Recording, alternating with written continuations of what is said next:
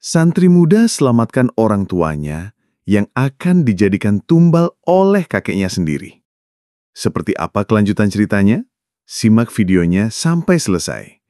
Semoga kalian yang menonton video ini selalu diberikan kesehatan dan rezeki yang melimpah. Amin. Zulfan turun dari bus sambil membawa tas besar di punggung. Jalanan desa Pandanrejo masih sama seperti dulu. Sepi, banyak pepohonan, dan udara dinginnya terasa sampai ke tulang. Tapi entah kenapa, kali ini dia merasa nggak nyaman. Langkahnya jadi berat. Padahal biasanya kalau pulang kampung, hatinya senang bukan main. Begitu sampai di depan rumah, Zulfan langsung disambut ibunya yang sedang menyapu halaman. "Zulfan, alhamdulillah kamu pulang juga, Nak," ucap Bu Rasti sambil memeluknya. "Iya, Bu, akhirnya libur juga," jawab Zulfan sambil tersenyum. Tak lama kemudian, ayahnya keluar dari dapur. "Van, sini, peluk Bapak. Badanmu tambah kurus aja. Di pondok makannya kurang ya?" "Ya, begitulah, Pak. Kadang makan, kadang puasa sunnah," jawabnya sambil tertawa kecil. Suasana hangat itu cuma bertahan beberapa menit. Setelah masuk rumah dan taruh tas, Zulfan mulai merasakan ada yang gak biasa. Suasana rumah itu berat, seolah ada sesuatu yang ngintip dari balik tembok. Jantungnya berdetak lebih cepat, padahal gak ada apa-apa. Rumah itu besar dan tua, warisan dari almarhum neneknya. Di bagian belakang ada kamar Mbah Sakiran, ayah dari ayahnya Zulfan. Dulu, kakeknya itu orang yang ceria, suka cerita-cerita lucu, dan tiap sore ngajak Zulfan main catur waktu kecil. Tapi sekarang, kamar Mbah Sakiran selalu tertutup. Lampunya kadang nyala sendiri malam-malam. Dan yang aneh, sejak malam pertama Zulfan nginep, ia selalu cium bau kemenyan dari arah belakang rumah. Zulfan sempat tanya ke ibunya, "Bu, Mbah kenapa kok ngurung terus? Sehat?" Ibunya cuma geleng pelan. "Mbahmu sekarang banyak diem. Kadang ngajak ngomong, kadang enggak. Udah tua." Tapi itu bukan jawaban yang menjelaskan semuanya. Apalagi tiap malam Zulfan tidur, dia ngerasa kayak ada orang jalan mondar-mandir di lorong. Tapi pas dilihat, kosong. Hawa di dalam rumah juga dingin aneh. Bukan dingin angin malam, tapi dingin kayak lagi duduk di dalam gua. Malam ketiga, Zulfan sempat nggak bisa tidur. Ia bangun jam 2 dini hari karena dengar suara langkah kaki dari arah dapur. Pelan-pelan dia bangkit, ambil senter kecil dari tasnya, dan keluar dari kamar. "Siapa di dapur?" tanyanya pelan. Nggak ada jawaban. Zulfan melangkah pelan. Ketika sampai di dekat dapur, dia lihat cahaya lampu samar dari kamar belakang.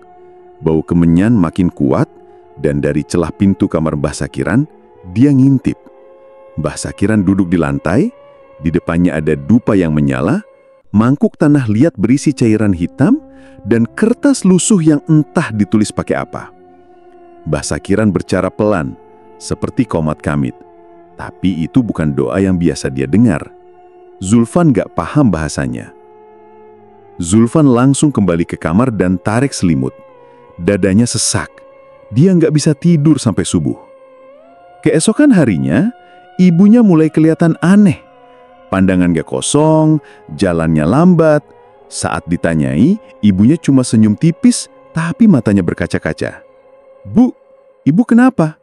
"Nggak apa-apa, Van. Ibu cuma capek." Zulfan bisa lihat jelas, kalau ibunya bukan cuma capek, ada sesuatu yang menguras tenaganya dari dalam. Dan siangnya, kejadian itu terjadi. Ayah Zulfan pingsan di tengah sawah waktu lagi bantu tetangga panen padi. Tubuhnya lemas kayak orang kekurangan darah. Warga langsung gotong ke rumah. Zulfan dan ibunya panik. Dokter desa datang dan periksa. Nggak ada penyakit serius, tekanan darahnya normal, mungkin kecapean. "Tapi ini aneh, Mas," ujar dokter. Zulfan tahu ini bukan soal kecapean. Saat malam tiba, Zulfan duduk di beranda sambil memandangi halaman gelap. Ia mencoba menghubungi gurunya di pondok lewat telepon umum di warung dekat masjid. "Ustaz, saya mau tanya soal hal aneh yang saya alami di rumah," katanya lirih.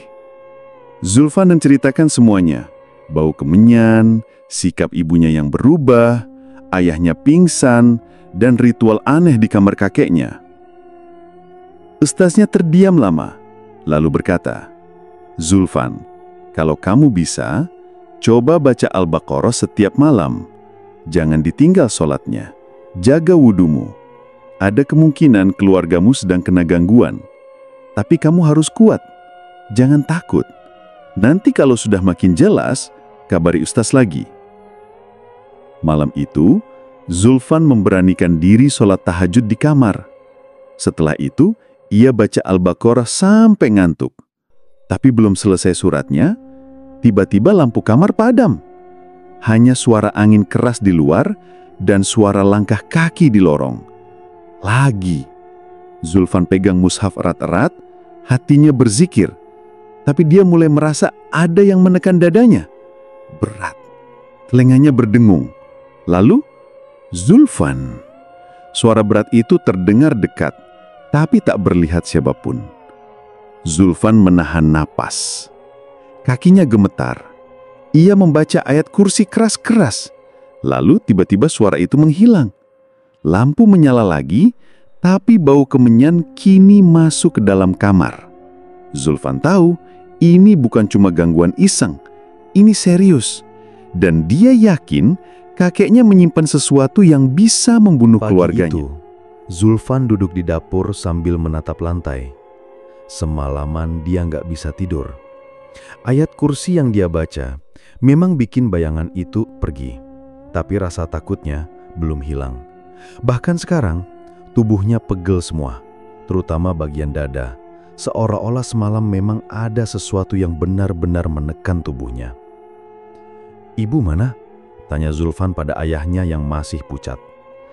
"Tadi pagi ke pasar, tapi dia jalannya kayak orang linglung. Papa suruh istirahat, dia maksa keluar," jawab ayahnya pelan. Zulfan makin gelisah. Ia yakin ini bukan sekadar gangguan biasa. Ada sesuatu yang jahat di dalam rumah ini, dan semua itu seolah berpusat di kamar Mbah Sakiran.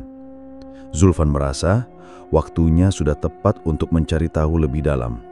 Ia harus masuk ke kamar itu, sendirian. Menjelang siang, Mbah Sakiran keluar rumah. Katanya mau ke rumah Pak RT. Zulfan tahu itu kesempatan bagus. Begitu kakeknya pergi, Zulfan langsung menyelinap ke kamar belakang. Pintu kamar Mbah Sakiran terkunci, tapi kunci kecil masih tergantung di atas kusen. Zulfan ambil dan membuka pelan-pelan. Begitu pintu terbuka, bau menyengat langsung menusuk hidung. Bukan bau busuk, tapi campuran kemenyan, minyak gosok, dan sesuatu yang anyir. Kamar itu gelap meski siang. Tirai jendela ditutup rapat-rapat. Di dalam, suasananya lembab dan pengap. Zulfan masuk pelan. Di salah satu sudut ruangan, ada lemari kayu tua. Di atasnya, berjejer botol-botol kecil berisi cairan hitam, kuning, dan merah. Di bawah meja, ia menemukan sebuah kotak kayu yang ditutup kain hitam. Hatinya berdebar, tapi ia nekat membukanya. Di dalam kotak itu, ada boneka jerami. Tubuh boneka itu ditusuk paku besi, satu di dada, satu di kepala. Yang bikin Zulfan makin merinding, di dada boneka itu tertulis dua nama, Rasti dan Sarwan, nama ibu dan ayahnya. Astagfirullah, gumamnya pelan. Tangannya gemetar. Ia letakkan kembali kotak itu dan terus menyusuri isi kamar. Di bawah tumpukan baju lusuh di rak, Zulfan menemukan kitab tua, sampulnya dari kulit kambing, dan halamannya mulai rapuh. Saat ia buka, tulisan di dalamnya bukan huruf Arab seperti Al-Quran, tapi aksara aneh yang mirip tulisan Jawa kuno bercampur huruf asing. Di beberapa halaman, ada gambar segitiga, mata satu, dan lingkaran dengan simbol-simbol aneh. Di bagian belakang kitab itu, ada halaman berjudul Upacara penyerahan tumbal berdarah. Zulfan menutup kitab itu buru-buru. Mulutnya kering, jantungnya berdetak kencang. Ia sadar bahwa ini bukan sekadar gangguan jin lewat. Ini perjanjian. Perjanjian pesugihan. Tengah malam, Zulfan kembali terjaga. Suara erangan pelan terdengar dari arah kamar Mbah Sakiran. Ia pasang telinga. Adaku, darah, aku serahkan. Zulfan langsung duduk tegak. Ia nyalakan senter kecil dari HP-nya, lalu buka mushaf kecil dari tasnya. Ia tahu, kalau terus diam, semuanya bisa terlambat. Zulfan duduk di ruang tengah dan mulai membaca surat Yasin dengan suara pelan tapi jelas. Setiap ayat dibacanya penuh konsentrasi. Tapi saat sampai ke ayat ke-9, tiba-tiba lampu rumah padam. Senter HP-nya mati. Semua gelap gulita. Dari langit-langit kamar, terdengar suara seperti kuku mencakar papan. Zulfan menoleh ke atas. Di pojok langit-langit, bayangan hitam menggantung terbalik. Matanya merah menyala. Mulutnya menganga tanpa suara, tapi Zulfan bisa dengar. Bisikan itu masuk langsung ke telinga. Berhenti, ini bukan urusanmu. Kamu bukan tumbal, tapi kamu penghalang. Telinga Zulfan berdengung, tubuhnya mendadak kaku. Ayat yang tadi dia baca mendadak hilang dari ingatan. Ia ingin teriak, tapi suaranya nggak keluar. Perlahan, tubuhnya terangkat dari lantai lalu dijatuhkan begitu saja. Napasnya sesak. Tubuhnya seperti ditekan benda berat tak kasat mata. Ia masih sempat mengucap dalam hati, A'udzubillahi minasyaitonirrajim. Tapi kemudian, pandangannya gelap. Zulfan pingsan. Pagi harinya, Zulfan terbangun di atas sajadah. Mukanya basah dengan keringat dingin. Tak ada siapa-siapa di ruang tengah. Mushaf masih terbuka dan lampu menyala kembali. Dari kamar, ibunya datang sambil membawa teh. Kamu semalam tidur di sini. Sempat ngelantur ngomong sendiri loh, Van. Zulfan diam. Dia nggak tahu harus mulai cerita dari mana. Tapi yang jelas, malam itu mengubah semuanya. Ia sadar bahwa orang tuanya bukan hanya dalam bahaya. Mereka sudah dijadikan tumbal hidup oleh orang yang paling mereka percaya. Sorenya, Zulfan kembali menelpon Ustadz pembimbingnya dari warung dekat masjid. Ustadz, saya sudah lihat sendiri isi kamar Mbah Sakiran. Ada boneka tusuk, kitab aneh dan tulisan tumbal. Ustadz di seberang terdiam lama, lalu berbicara pelan. Zulfan, kamu sekarang bukan cuma berhadapan dengan jin biasa. Kakekmu sudah mengikat perjanjian, dan keluarga kamu, termasuk kamu sendiri, bisa jadi target tumbal. Apa yang harus saya lakukan, Ustadz? Suara Zulfan bergetar. Jangan takut, tapi mulai sekarang, jaga sholat, baca Al-Baqarah tiap malam, jangan tinggalin Yasin, dan kalau bisa, kamu cari tahu apa yang dulu pernah dilakukan oleh kakekmu. Kadang jawabannya ada di masa lalu. Zulfan mengangguk. Dalam hati, ia tahu malam-malam berikutnya tidak akan lebih mudah. Tapi, ia sudah siap. Demi ibu dan ayahnya, ia rela berhadapan dengan kegelapan. Sudah 3 malam, Zulfan susah tidur. Bukan karena nyamuk atau suara jangkrik, tapi karena bayangan hitam itu masih muncul di benaknya. Setiap kali ia pejamkan mata, bisikan gaib yang pernah ia dengar waktu membaca Yasin seperti terngiang lagi. Tubuhnya masih sering tiba-tiba merinding tanpa sebab. Ia merasa rumah ini udah nggak wajar lagi. Pagi itu, saat ayahnya masih tidur dan Mbah Sakiran pergi ke sawah, Zulfan duduk berdua sama ibunya di dapur. Ibunya sedang menyiangi kangkung, tapi wajahnya pucat. Zulfan perhatikan, mata ibunya seperti kurang tidur. Bu, Zulfan buka suara. Aku menanya soal Mbah. Ibunya terdiam.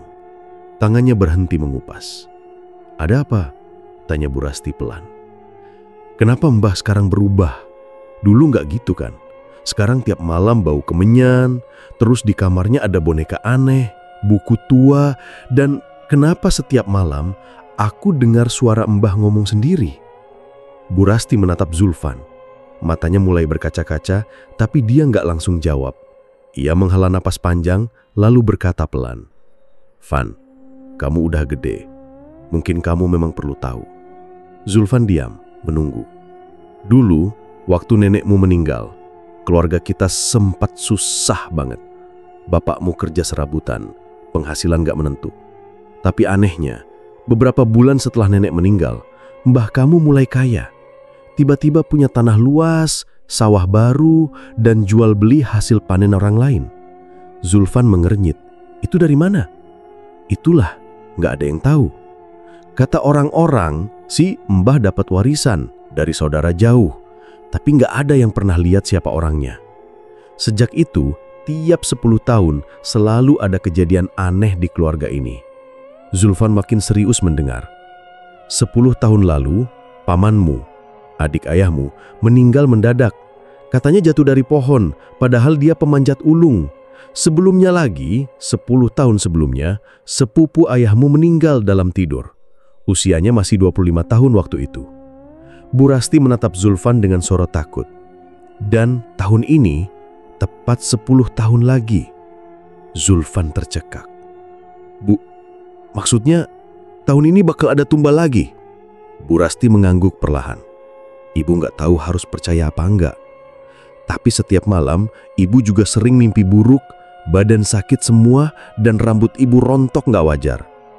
Zulfan menggenggam tangan ibunya. "Bu, percaya sama aku. Aku bakal jaga ibu dan bapak. Kalau ini beneran ulah mbah, aku bakal cari tahu sampai ke akar." Hari itu, Zulfan makin waspada. Ia tak tinggalkan rumah, pura-pura membantu menyapu halaman dan memperbaiki talang air. Tapi sebenarnya dia memperhatikan gerak-gerik Mbah Sakiran. Malam harinya, Zulfan tidur lebih awal, tapi sebenarnya dia hanya pura-pura tidur. Sekitar pukul 2 dini hari, suara lantai kayu yang berderit membuatnya membuka mata. Dari celah pintu, dia lihat Mbah Sakiran berjalan perlahan ke belakang rumah, bawa kantong plastik hitam dan cangkul kecil. Zulfan pelan-pelan bangun, pakai jaket dan mengendap keluar lewat jendela samping. Ia mengintai dari balik pohon pisang. Di bawah sinar bulan, Zulfan lihat Mbah Sakiran menggali tanah di dekat pohon mangga tua. Setelah lubangnya cukup, Mbah mengeluarkan isi kantong plastik. Zulfan yang mengintip dari jarak 3 meter bisa lihat dengan jelas. Ada rambut yang digulung, potongan kuku, dan kain putih kecil yang dilumuri cairan merah, mungkin darah ayam. Mbah Sakiran membaca sesuatu, suaranya lirih tapi tegas. Kata-katanya nggak jelas, tapi intonasinya seperti mantra. Zulfan merekam sedikit pakai HP-nya. Tangannya gemetar. Setelah Mbah selesai, ia menutup lubang itu dan berjalan pelan masuk rumah lagi. Zulfan menunggu beberapa menit, lalu mendekat ke tanah yang baru saja ditimbun. Dengan tangan kosong, ia gali perlahan. Benar saja, rambut dan kuku itu masih ada. Ia bungkus ulang dan bawa masuk ke kamarnya.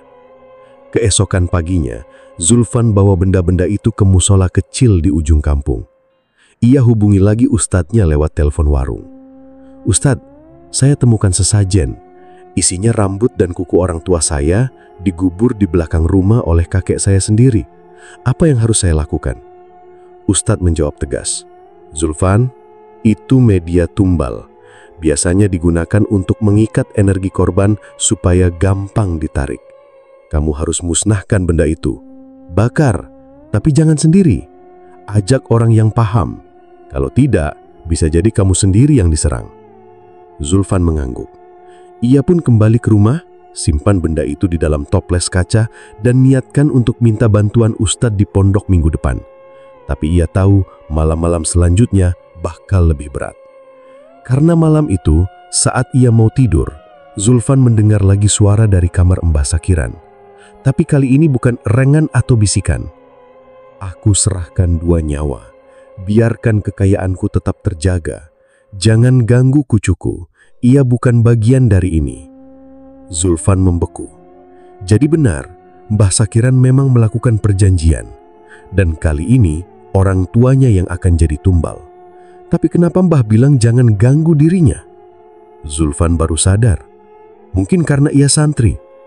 Doa dan zikir yang ia bawa setiap hari membuatnya jadi lebih kebal. Tapi itu artinya jin itu bakal berusaha mempercepat tumbal lain sebelum Zulfan bisa mencegahnya. Malam itu Zulfan tidur sambil memegang tasbih dan mushaf. Ia tahu waktu makin mepet. Dan orang yang seharusnya melindungi keluarga justru jadi ancaman paling besar. Malam itu hujan turun deras. Angin kencang membuat dahan-dahan pohon jambu di halaman rumah berayun keras dan menimbulkan suara gesekan aneh. Zulfan duduk di ruang tengah, menggenggam Al-Quran dan sebotol kecil air ruqyah yang ia bawa dari pesantren. Di hadapannya, sesajen yang ia temukan terkubur di belakang rumah sudah ia keluarkan dan letakkan di atas kain putih. Ada boneka jerami, potongan kuku, dan rambut yang dibungkus daun pisang, serta secari kertas berisi tulisan aksara Jawa kuno yang sudah mulai luntur oleh tanah. Tanpa pikir panjang, Zulfan menyiram sesajen itu dengan air ruqyah dan membacakan ayat kursi, lalu membakar semuanya dengan korek gas. Api menyala cepat dan menghanguskan benda-benda itu. Tapi saat api padam, angin berhembus kencang dari arah belakang rumah, seperti ada yang marah. Tiba-tiba terdengar suara jeritan dari dalam rumah. Zulfan berlari masuk dan menemukan ibunya duduk di lantai dapur. Tubuhnya gemetar, matanya melotot tak berkedip. Suara yang keluar dari mulutnya bukan suara perempuan biasa, tapi berat dan parau, seperti suara nenek-nenek yang sedang marah. "Anak durhaka, tumbal harus dibayar malam ini juga," teriaknya sambil menatap tajam ke arah Zulfan. Zulfan terpaku. Suasana rumah berubah dingin. Hawa aneh menyelimuti ruangan. Lampu dapur tiba-tiba berkedip-kedip, lalu mati total.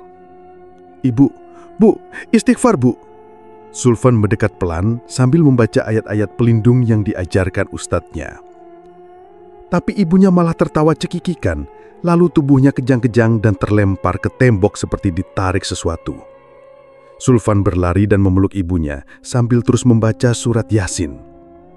Suara tawa itu perlahan melemah dan tubuh ibunya pingsan dalam pelukannya. Belum sempat ia menarik nafas lega, terdengar suara batu keras dari kamar ayahnya. Zulfan meletakkan ibunya pelan, lalu berlari ke kamar depan. Ayahnya tergeletak di tempat tidur, tubuhnya gemetar dan berkeringat deras. Kulit wajah dan dadanya dipenuhi bercak hitam, seperti terbakar dari dalam. Pak, istighfar Pak!" Zulfan panik, mencoba mengguncang tubuh ayahnya. Ayahnya membuka mata setengah sadar, tapi tak bisa bicara, hanya suara napas berat yang keluar, diselingi desahan kesakitan. Zulfan langsung mengambil botol air ruqyah, menuangkannya ke tangan dan mengusap wajah dan dada ayahnya sambil terus membaca ayat kursi dan doa pelindungan. Tiba-tiba, terdengar suara dentuman keras dari arah ruang tamu, seperti ada sesuatu yang jatuh dari langit-langit. Zulfan menoleh dan melihat bayangan hitam besar berdiri di pojok ruangan. Bentuknya tak jelas, hanya gelap pekat, tapi memiliki tangan panjang dan kepala besar dengan mata merah menyala. Makhluk itu perlahan melayang ke arah kamar ayahnya. Udara di sekitarnya berubah panas dan pengap. Zulfan berdiri tegak di depan pintu kamar, menghadangi jalan makhluk itu. "Bismillah, Allahu Akbar," teriaknya sambil mengangkat Al-Quran. Makhluk itu menggeram, suaranya seperti ribuan lalat fuleng di dalam kepala. Zulfan merinding, tapi ia tetap membaca ayat-ayat pelindung dengan suara lantang, menahan ketakutan yang hampir membuat lututnya lemas. Makhluk itu tiba-tiba melompat cepat ke arahnya, tangan panjangnya hampir menyentuh Zulfan. Tapi saat itu juga, Zulfan menempelkan Al-Quran ke arah makhluk itu sambil membaca, "Fa in tawalau faqul hasbiyallahu la ilaha illa huwa." Makhluk itu berteriak keras, seperti terbakar. Cahaya putih menyilaukan muncul dari arah kitab suci itu, dan makhluk itu langsung meleleh seperti lilin yang terbakar. Suara teriakannya menggema ke seluruh sudut rumah, membuat kaca-kaca jendela bergetar, dan lampu-lampu kembali menyala sebentar, lalu padam lagi. Sulfan terduduk lemas di lantai. Nafasnya terengah-engah. Tubuhnya terasa berat, seperti dipukul benda keras. Tangannya gemetar, tapi ia tetap menggenggam erat Al-Quran di dadanya. Ayahnya terbatuk pelan. Sulfan menoleh dan melihat bercak hitam di tubuh ayahnya mulai memudar. Matanya terbuka perlahan dan mulai bisa bicara meski lemah. "Van, kamu selamatin Bapak." Sulfan senang lega, tapi belum sempat menjawab. Kepalanya mendadak pusing luar biasa. Dunia di sekitarnya bergoyang, lalu gelap. Sulfan pingsan di lantai kamar, masih memegang Al-Quran di dada. Malam itu Sulfan bermimpi aneh. Ia berada di sebuah hutan gelap, dikelilingi bayangan-bayangan hitam yang memanggil namanya. Di tengah hutan, ada sosok tua berjubah lusuh dengan wajah Mbah Sakiran. Tapi matanya merah menyala, dan di belakangnya berdiri bayangan yang jauh lebih besar, seperti raksasa bertanduk. "Kamu melawan perjanjian keluargamu, Zulfan. Tumbal tidak bisa dibatalkan. Kamu boleh menghalangi sekali, tapi malam berikutnya kau akan lihat sendiri akibatnya." Sulfan terbangun dengan tubuh dingin dan berkeringat membasahi seluruh bajunya. Di luar, suara azan subuh berkumandang. Tapi entah kenapa, pagi itu terasa sunyi dan menakutkan. Ia menatap wajah ibunya yang masih tidur lemah di sofa dan ayahnya yang duduk bersandar di tembok sambil batuk kecil. Sulfan tahu ini belum selesai. Apa yang ia lawan bukan sekedar sihir atau pesugihan biasa. Ini perjanjian gelap yang sudah berlangsung puluhan tahun dan ia belum tahu seberapa dalam akar kutukan ini tertanam di keluarganya. Tapi satu hal pasti, ia tak akan mundur. Ia harus menyelamatkan kedua orang tuanya, bahkan jika itu harus membuatnya berhadapan langsung Malam dengan itu, kakinya suasana sendiri. rumah begitu tegang. Zulfan duduk di ruang tengah, masih berkeringat dingin setelah kejadian kerasukan yang menimpa ibunya. Di hadapannya, Mbah Sakiran duduk diam sambil menunduk. Wajahnya yang biasanya tegas, kini terlihat lelah dan penuh beban. "Aku pengen ngerti semuanya, Mbah.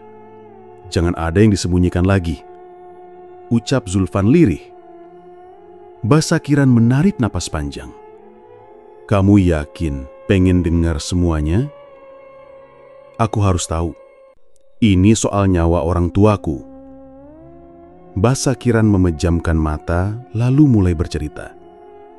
"Dulu, waktu nenekmu meninggal, aku nggak bisa nerima kenyataan. Kami miskin, utang banyak, anak-anak kelaparan. Aku nekat nyari jalan pintas. Ada seorang dukun di hutan belakang desa, namanya Ki Sureng. Orang-orang takut padanya, tapi aku datang dengan tekad bulat." Zulfan menatap lekat wajah tua itu. Kata-kata yang keluar dari mulut Mbah Sakiran seperti pisau yang mengiris pelan-pelan rasa hormat yang selama ini ia pegang. "Aku mencari jalan pintas untuk mendapatkan kekayaan. Ki Sureng menawarkan kekayaan, rumah, sawah, dan semua kemewahan. Tapi dengan satu syarat, tiap 10 tahun aku harus ngasih tumbal dari darah keturunanku sendiri.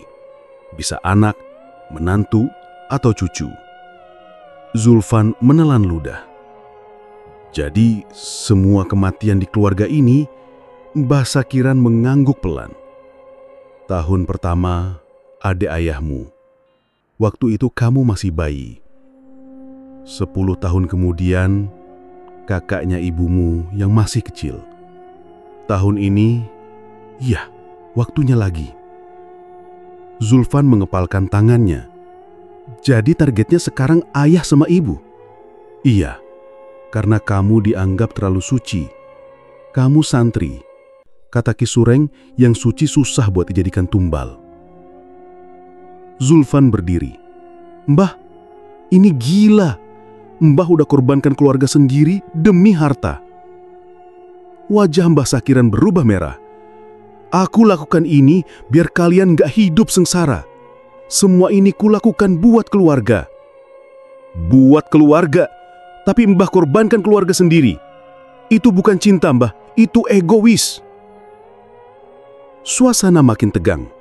Tiba-tiba, Mbah Sakiran berdiri dan menatap Zulfan tajam. "Kamu tahu apa, Van?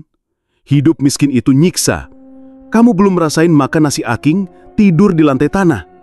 Aku nggak mau kembali ke masa itu. Kalau harus ngorbanin 2 orang demi semua ini, ya aku lakuin." Zulfan tak percaya dengan apa yang ia dengar. Jadi lebih baik anak Mbah mati daripada Mbah miskin lagi. "Iya," bentak Mbah Sakiran. "Kalau kamu pengen selamat, minggir. Aku harus selesaikan ritual terakhir malam ini." Zulfan melangkah ke depan, menghadang. "Aku nggak akan biarin Mbah ngerampah nyawa mereka." Tiba-tiba Mbah Sakiran mendorong Zulfan ke samping dan berjalan cepat menuju pintu belakang. "Kamu nggak bisa ngubah apapun. Semua ini udah dijanjiin sejak dulu. Malam ini harus selesai." Zulfan bangkit dengan tubuh gemetar. Ia tahu Mbah Sakiran pasti akan menuju hutan tempat Ki Sureng dulu membuat perjanjian. Ia tak boleh terlambat. Ia ambil jaketnya dan menyusul keluar rumah, menerobos gelap malam. Langit malam tampak gelap gulita. Awan menutupi cahaya bulan. Zulfan berlari menyusuri jalan setapak di belakang rumah yang menuju ke hutan. Angin malam dingin berhembus, membuat ranting-ranting pohon bergoyang dan menimbulkan suara mengerikan. Tapi Zulfan terus berlari, meski dadanya berdegup kencang dan kakinya mulai gemetar. Setelah beberapa menit, ia mulai melihat cahaya obor dari kejauhan. Di tengah hutan, di sebuah tanah lapang yang dikelilingi pohon besar, Mbah Sakiran terlihat berdiri di depan sebuah lingkaran batu. Di tengah lingkaran itu, ada boneka dari kain putih yang sudah dilumuri darah ayam. Di sekelilingnya, ada sesajen dan dupa yang menyala. Mbah Sakiran mengangkat tangannya dan mulai melafadzkan mantra dalam bahasa Jawa kuno. Suaranya rendah dan berat. Langit semakin gelap, angin berputar makin kencang. Tiba-tiba, api dari dupa melonjak tinggi dan bayangan hitam besar muncul di balik pepohonan. Makhluk itu tinggi, bermata merah menyala, dengan tubuh seperti asap hitam yang berputar-putar. "Waktunya, darah keturunan." Suara makhluk itu menggelegar. Zulfan keluar dari persembunyian dan berteriak, "Berhenti, aku nggak akan biarin ini terjadi." Mbah Sakiran kaget melihat Zulfan datang. "Zulfan, pergi dari sini. Aku di sini buat ngelawan semua ini." Zulfan melangkah ke dalam lingkaran lalu membaca ayat kursi dengan suara lantang. Tubuhnya bergetar, tapi ia terus membaca. Makhluk itu menjerit, suaranya seperti besi diseret di batu. Api sesajen mulai padam satu persatu. "Berhenti!" bentak makhluk itu. "Kau langgar perjanjian." Zulfan mengangkat tangan dan membaca surah Al-Ikhlas, Al-Falaq, dan An-Nas bergantian. Makhluk itu meraung keras lalu menghilang dalam pusaran asap yang menyebar ke langit. Mbah Sakiran terduduk lemas. Wajahnya pucat, tubuhnya gemetar. "Harta, semuanya akan hilang," bisiknya. Zulfan mendekat. "Lebih baik kehilangan harta daripada kehilangan keluarga." Mbah Sakiran tak menjawab.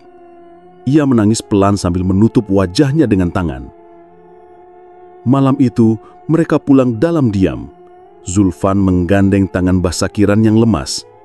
Rumah mereka tak lagi hangat seperti dulu. Tapi malam itu, satu hal jadi pasti. Perjanjian darah itu tak akan diteruskan. Tapi Zulfan tahu, pertarungan belum benar-benar selesai. Langit malam itu seperti ikut marah. Angin menderu dari segala arah, membawa bau anyir darah yang menusuk hidung. Daun-daun berguguran, ranting pohon bergoyang liar, seperti ada yang bergelut di atasnya. Zulfan berlari sekuat tenaga menyusuri jalan setapak menuju hutan di sebelah desa. Nafasnya terengah, jantungnya berdentum keras. Di tangan kanannya, ia menggenggam mushaf kecil yang selalu ia bawa sejak mondok dulu. Mulutnya tak henti melantunkan ayat kursi, bergantian dengan potongan surat Al-Baqarah yang dihafalnya. Setiap langkahnya disertai doa. Ia tahu ini bukan pertarungan biasa, ini soal nyawa orang tuanya yang akan dijadikan tumbal oleh darah dagingnya sendiri. Ya Allah, lindungi aku, lindungi ayah dan ibu. Suara gamelan samar-samar mulai terdengar. Bukan suara gamelan pesta, tapi suara gamelan ritual yang nadanya sumbang dan bikin bulu kuduk berdiri. Zulfan mempercepat langkah. Di depan sana, di tengah pelataran hutan, ia melihat lingkaran besar yang dibentuk dari darah dan bunga-bunga kembang 7 rupa. Lilin-lilin hitam mengelilinginya. Di tengah lingkaran itu berdiri Mbah Sakiran. Dengan sorot mata kosong, wajahnya penuh garis tua, tapi tubuhnya seperti orang yang baru saja diberi tenaga muda. Zulfan menahan nafas. Di samping Mbah Sakiran ada 2 sosok terbaring, ayah dan ibunya. Mulutnya ditutup kain, tangan dan kaki terikat. Wajah ayahnya pucat, tubuh ibunya menggigil. Dan tepat di balik mereka, sesosok makhluk tinggi besar, hitam bertanduk dengan mata merah menyala, menunggu seperti anjing penjaga neraka. Zulfan maju beberapa langkah. "Mbah, hentikan ini! Ini gila!" teriaknya. Mbah Sakiran menoleh, namun yang berbicara bukan lagi suara mbaknya. "Semuanya sudah terlambat, cucu kecil. Tumbal harus dibayar." Zulfan mundur selangkah. Suara itu berat dan bergema, jelas-jelas bukan suara manusia. "Mbah, ini Zulfan, cucumu. Jangan biarkan setan ini menghancurkan keluarga kita. Cukup, Mbah." Wajah Mbah Sakiran berubah. Sebentar matanya tampak lembut, seolah ada penyesalan. Tapi detik berikutnya dia merentangkan tangan, dan darah dalam lingkaran mulai mendidih. Makhluk hitam itu melangkah maju. Setiap langkahnya membuat tanah bergetar. Zulfan menggigit bibir, lalu dengan lantang membaca, "Allahu la ilaha illa huwal hayyul qayyum." Makhluk itu meraung keras. Lilin hitam padam satu persatu. Mbah Sakiran menggeliat, tubuhnya seperti sedang berusaha melawan sesuatu dari dalam. Zulfan tak berhenti. Ia berdiri di tepi lingkaran dan membuka mushaf. "Wa idza qila lahum la tufsidu fil ardi qalu." Tiba-tiba, darah dalam lingkaran menyembur ke udara, lalu jatuh seperti hujan. Mbah Sakiran berteriak, kali ini suaranya sendiri. "Aku belum mau miskin lagi. Kalian tidak tahu rasanya dihina jadi petani miskin. Harta ini, darah ini, semuanya sudah kutukar. Aku tidak bisa mundur." Zulfan menatap wajah Mbah Sakiran yang penuh amarah dan keputusasaan. Apa gunanya kaya kalau harus membunuh keluarga sendiri, Mbah? Mbah Sakiran mengangkat tangan, pisau upacara yang tajam berkilat di bawah cahaya bulan. Ia melangkah ke arah tubuh ayah Zulfan. Zulfan berlari. "Tidak!" Ia lompat ke depan lingkaran, tubuhnya nyaris mengenai batas darah. Tapi sebelum pisau itu turun, ia membaca dengan lantang, "Fata'awwadz billahi minasyaitonir rajim."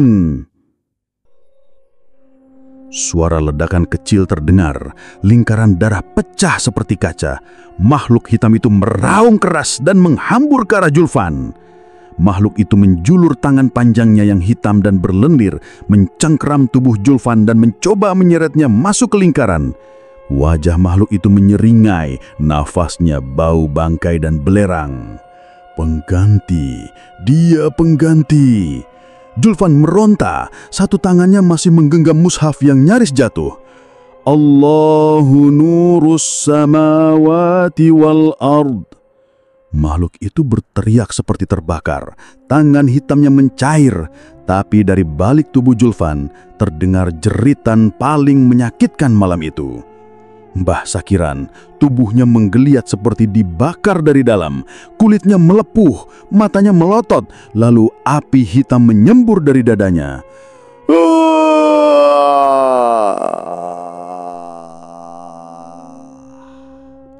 Zulfan terlempar ke tanah.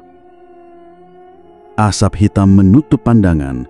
Ketika ia bangkit, makhluk itu sudah lenyap, meninggalkan aroma busuk dan hawa panas. Tubuh Mbah Sakiran tergeletak di tengah lingkaran, hitam mengering seperti batang kayu gosong. Zulfan mentatih mendekati ayah dan ibunya. Ia membuka ikatan mereka satu persatu.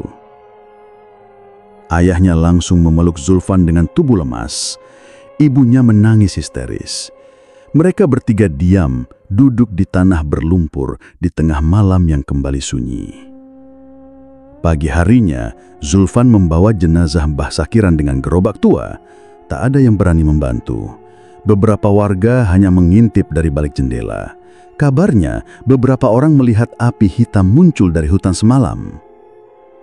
Zulfan menggali sendiri lubang makam di pinggir desa. Ia tidak membaca talqin. Ia hanya mengucapkan, "Semoga Allah mengampuni kesalahanmu, Mbah." Dan setelah itu, ia menancapkan kayu nisan seadanya. Tanpa nama. Tak ada yang datang. Tak ada doa. Dan malam harinya Zulfan duduk di depan rumah sambil menatap langit. Wajahnya masih lelah, tapi ada ketenangan di sana.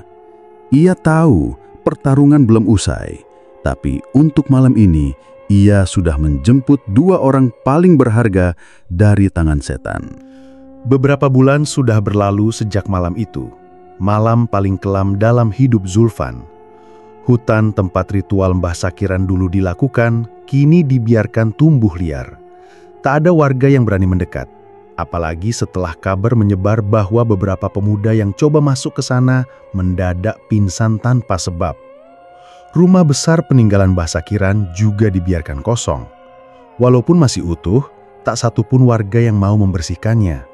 Gentengnya mulai bocor, jendela retak, dan pintu kayunya berderit tiap tertiuk angin. Orang bilang tiap malam Jumat terdengar suara tangisan dari dalam rumah itu. Entah benar atau cuma cerita yang dilebih-lebihkan, yang jelas tak ada yang berani mendekat setelah matahari tenggelam. Zulfan dan kedua orang tuanya memilih hidup sederhana di rumah lama mereka. Mereka tak lagi mengejar kekayaan seperti dulu. Ayahnya kembali mengurus kebun kecil di belakang rumah. Ibunya membuka warung kecil-kecilan, sekadar cukup untuk makan sehari-hari. Zulfan sendiri memutuskan kembali ke pesantren. Saat pamit ke kiai, Zulfan tak banyak bicara soal yang terjadi. Tapi wajahnya sudah jauh berbeda. Matanya lebih dalam, lebih tenang. Ada luka di hatinya. Tapi dari luka itu tumbuh tekad kuat. "Zulfan, kamu bawa apa dari rumah?" tanya sang kiai saat Zulfan datang dengan satu tas kecil. "Bawa doa dan niat yang lebih kuat, Yai," jawabnya pelan. Malam-malam di pesantren menjadi waktu yang paling Zulfan syukuri. Ia tak lagi merasa dikejar bayangan. Ia tak lagi dihantui mimpi buruk. Justru tiap selesai sholat malam, ia merasa damai. Seolah seluruh beban hidupnya perlahan-lahan terangkat. Beberapa santri baru sering bertanya kenapa Zulfan selalu membaca Al-Baqarah dengan suara keras tiap malam Jumat. Zulfan hanya tersenyum. Buat jaga diri. Kadang kita nggak tahu siapa yang mengintai dari gelap. Kiai tahu ada luka besar di balik ketenangan Zulfan, tapi ia percaya santri satu ini sudah ditempa cobaan besar dan keluar sebagai pemenang, bukan dengan kekerasan, tapi dengan doa dan iman. Pesan dan pembelajaran. Dalam hidup kadang orang tergoda jalan pintas untuk cepat kaya. Tapi apapun yang datang dari perjanjian dengan setan atau kekuatan gaib yang menyimpang tak pernah membawa berkah. Harta yang tumbuh dari darah dan tumbal hanya akan menjerat pemiliknya ke dalam neraka dunia yang perlahan-lahan membakar dari dalam. Mbah Sakiran adalah contoh nyata. Seorang kakek yang begitu takut miskin sampai rela mengorbankan anak dan cucunya sendiri. Ketika akal sehat dan nurani dikalahkan oleh kerakusan, maka manusia akan jadi lebih rendah dari binatang. Zulfan mungkin kehilangan banyak hal. Kakeknya, ketenangan masa remaja, dan sebagian besar harta keluarga. Tapi ia memperoleh sesuatu yang jauh lebih mahal.